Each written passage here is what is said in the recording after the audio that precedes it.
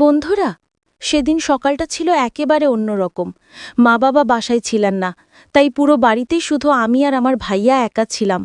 রাতে ঠিকমতো ঘুম হয়নি, তাই সকাল গড়িয়ে দুপুরের দিকেও আমি ঘুমিয়েই ছিলাম। ঘরটা ছিল একটু অন্ধকার, জানালার পর্দা টানা, বাইরে থেকে আসা আলোর রেখা ঘরে ঢুকে ছায়া ফেলছিল। ঠিক তখনই দরজার খোলার শব্দ পেলাম। ধীরে চোখ খুলে দেখি ভাইয়া আমার ঘরে ঢুকছে। মনে হচ্ছিল সময় যেন থমকে গেছে, বাতাসও কেমন ভারী হয়ে আছে। আমি ধীরে উঠে বসলাম। মনে পড়ল, মা বাবা তো বলেছিলেন বিকেলের আগে ফিরবেন না। তাহলে ভাইয়া হঠাৎ এখন আমার ঘরে কেন? বন্ধুরা, আমার নাম বিপাশা, আমি ক্লাস 10-এ পড়ি। আর আমার ভাইয়ার নাম কবির, সে কলেজে পড়ে। কিন্তু সেদিন যা ঘটেছিল তা এখনও ভাবলে আমার গায়ে কাঁটা দেয়। তো বন্ধুরা, আপনাদের এখন ঘটনাটা শুরু থেকে বলি, না হলে কিছুই বুঝতে পারবেন না। একদিন সকালবেলা মা বাবা আমার দাদিকে দেখতে হাসপাতালে গিয়েছিলেন, কারণ দাদি অসুস্থ ছিলেন। তারা সকাল সকালই চলে গিয়েছিলেন, আর যাওয়ার আগে বলেছিলেন বিকেল নাগাদ ফিরব। আমি রাতে ঠিকমতো ঘুমাতে পারিনি, তাই সকালবেলাতেও গভীর ঘুমেছিলাম। ঘরের ভেতর তখন শুধুমাত্র আমি একাই ছিলাম। লাইট বন্ধ, দরজাও বন্ধ, চারদিক নিস্তব্ধ। ঠিক তখনই দরজার হাতলটা ঢিলে ঘুরে গেল, আর দরজাটা কিঞ্চিত শব্দ করে খুলে গেল। আমি চমকে উঠলাম। দেখি ভাইয়া দাঁড়িয়ে আছে দরজার সামনে, মুখে হালকা হাসি, কিন্তু সেই হাসিটা কেমন যেন অচেনা লাগছিল। আমি অবাক হয়ে জিজ্ঞেস করলাম, এই সময় তুমি আমার ঘরে কেন?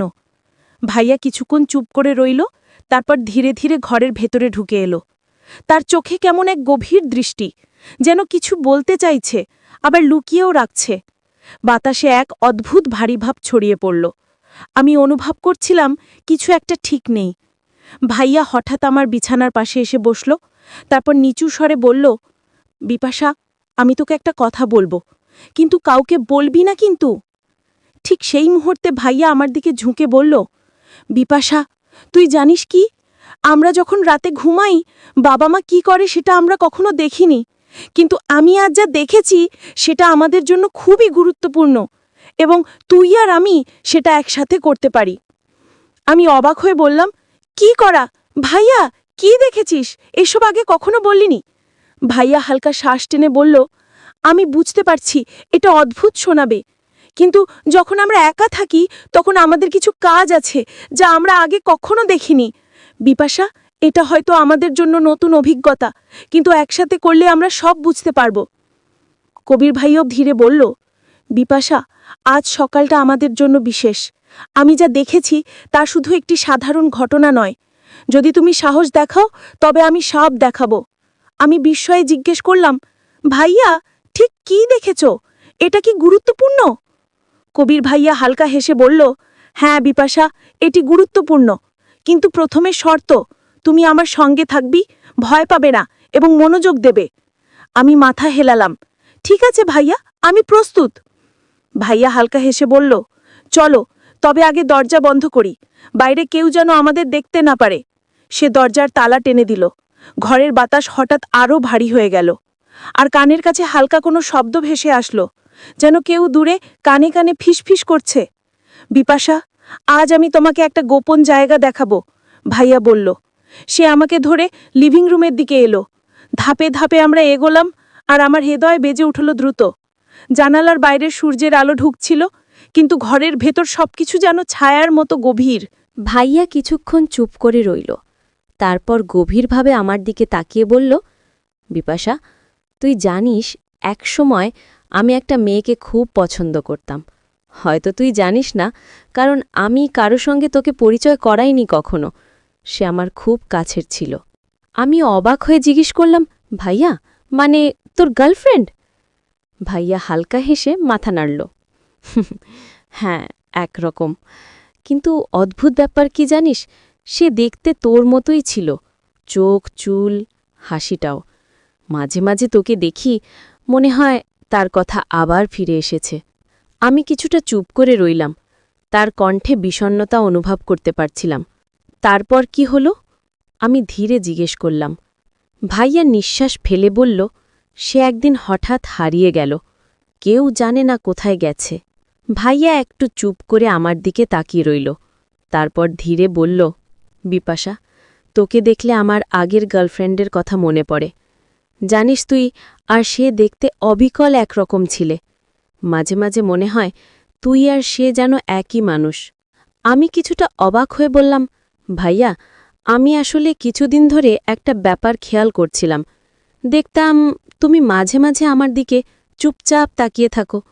আমি ভাবতাম হয়তো তুমি কোনো কিছু নিয়ে চিন্তায় আছো, কিন্তু এখন বুঝতে পারছি আসলে সেটা ওই মেয়ের জন্য, তাই না? ভাইয়া হালকা হেসে তারপর নিঃশ্বাস ফেলে বলল, হয়তো তাই, অথবা হয়তো আমি এখনও বুঝতে পারিনি যে কেন তোমার মধ্যে তার ছায়া দেখি। ঘরে তখন নিস্তব্ধতা নেমে এলো। জানলার পর্দা হালকা দুলছিল, বাইরের বাতাসের শব্দ ঘরে ভেসে আসছিল। ভাইয়া ধীরে বলল, আজ একটু ক্লান্ত লাগছে, আমি তোর ঘরে একটু বিশ্রাম নেব। আমি কিছু বললাম না, শুধু মাথা নাড়লাম। ভাইয়া চুপচাপ এসে বিছানার পাশে বসে পড়ল, তার চোখে এক ধরনের ক্লান্তি আর অজানা রহস্য। যেন কিছু বলতে চাচ্ছে, কিন্তু থেমে যাচ্ছে। আমার মনে হচ্ছিল এই পুরো ব্যাপারটার পেছনে কোনো গোপন গল্প লুকিয়ে আছে। ভাইয়া আমার বিছানায় শুয়ে একটু বিশ্রাম নিল। আমি ঘুম থেকে উঠেই ভাবলাম দুপুরটা হয়ে গেছে, তাই আমি গোসল করতে যাই। গোসল শেষে যখন ঘরে ফিরে আসি, তখন আমি কাপড় চেঞ্জ করতে শুরু করি। ঠিক সেই সময় ভাইয়া ঘুম থেকে হালকা চোখ খোলার মতো হলো এবং বলল, কি করছিস? আমি ধীরে উত্তর দিলাম, ভাইয়া, শুধু ঘরে ফিরছি এবং কাপড় চেঞ্জ করছি।